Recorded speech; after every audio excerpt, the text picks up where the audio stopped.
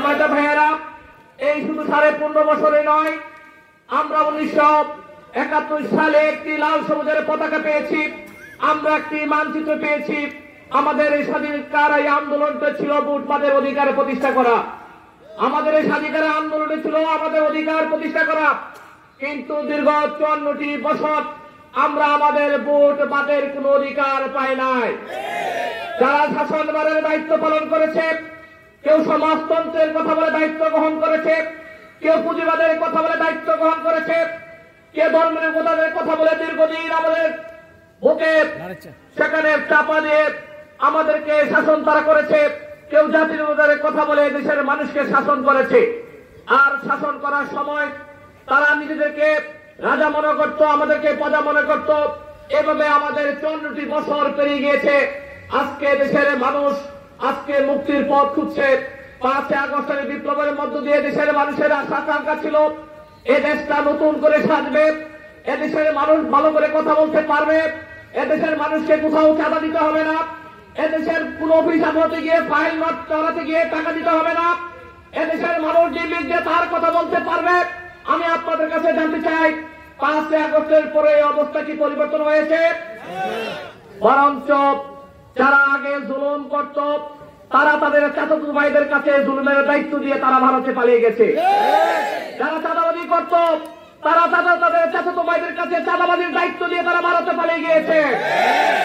যারা মানুষকে নির্যাতন করত, টেম্পো স্ট্যান্ডে চাঁদা আদায় করত, তারা তাদের চাচাতো ভাইদের কাছে দায়িত্ব দিয়ে তারা ঢাকাতে আলিশান বাড়িতে সেখানে বাসা বাড়িতে তারা থাকে। সম্মানিত ভাইয়েরা, আজকের এই সময় এসে দাঁড়িয়ে আমরা সুস্পষ্টভাবে বলতে চাই, যখন 36শে জুলাই 5 আগস্টের বিপ্লব সংগঠিত হয়েছিল, এই দেশ একটা অরক্ষিত অবস্থায় ছিল। এদেশের নিরাপত্তা ছিল না, আইন শৃঙ্খলার চরম অবনতি ছিল। মন্দিরগুলো, বৌদ্ধদের মঠগুলো, খ্রিস্টানদের গির্জাগুলো, সেদিন জামাত ইসলামের কর্মীরা সেদিন আমিরে জামাতের নির্দেশ অনুযায়ী পাহারা বসেছিল।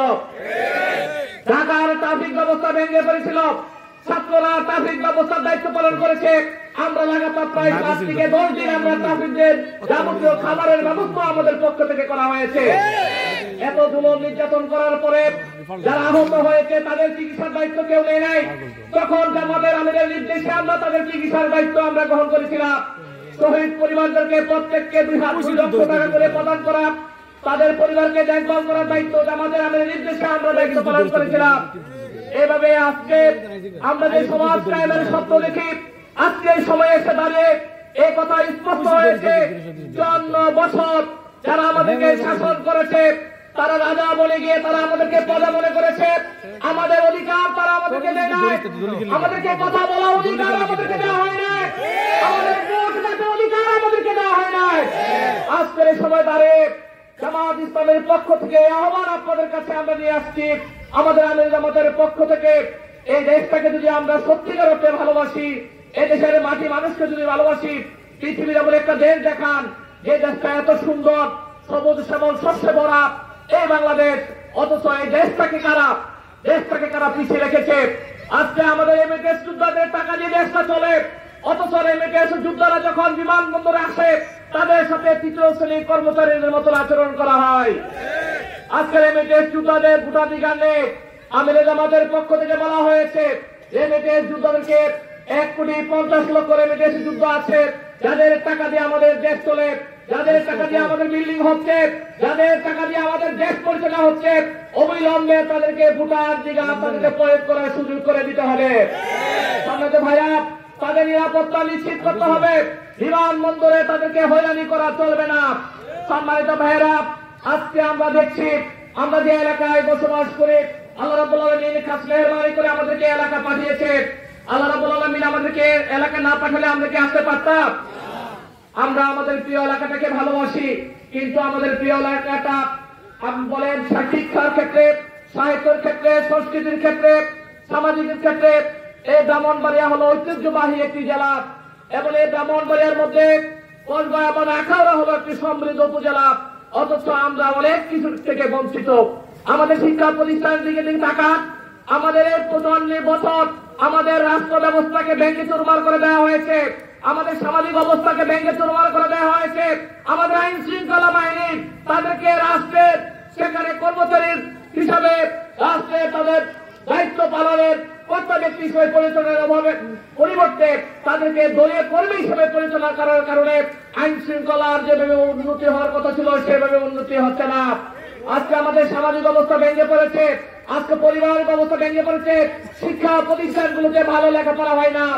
আজকে থেকে 20 বছর আগে যে অবস্থাটা ছিল, লেখাপড়ার যে ফ্লোটা ছিল, শিক্ষা প্রতিষ্ঠানগুলো যেভাবে লেখাপড়া হতো সেভাবে আজকে লেখাপড়া হয় না।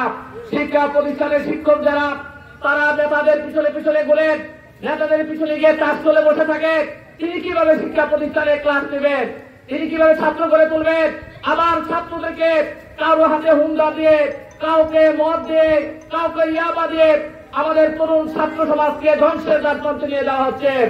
সম্মানিত ভাইরা, কর্মা থেকে আখাউড়া আপনি ভালো করে সার্ভে করে দেখবেন, আমাদের তরুণদেরকে ধ্বংস করার জন্য সেখানে এমন কোন কাজ নাই, এমন কোন পরিকল্পনা নাই। আমাদের দেশের রাজনৈতিক নেতৃবৃন্দ তারা করেন নাই। তারা তাদের প্রয়োজনে, তাদের ভুলের প্রয়োজনে, তাদের জীবন পরিচালনার প্রয়োজনে, তারা ভালো থাকার প্রয়োজনে আমাদের এই ছাত্র সমাজকে রাজনীতির সিঁড়ি হিসেবে তারা ব্যবহার করেছে। আজকে শিক্ষা প্রতিষ্ঠানগুলো লেখাপড়ার কোন সুস্থ পরিবেশ আজকে নাই। আজকে আমরা সুস্পষ্টভাবে এখান থেকে বলতে চাই, অবিলম্বে ভারত থেকে চুলাই পথে যে মাদ আছে, সেটাকে বন্ধ করতে হবে। আমরা বলে দিতে চাই, আমাদের তরুণ ছাত্র সমাজকে আমরা ধ্বংস করতে দিতে পারি না। আমাদের তরুণ ছাত্র সমাজ আগামী আমাদের স্বপ্ন বাস্তবায়নে ভূমিকা রাখবে। আমাদের তরুণ ছাত্র সমাজ আমাদের এলাকাটাকে, বাংলাদেশটাকে একটা ভালো এলাকা হিসাবে আমাদের প্রিয় জমি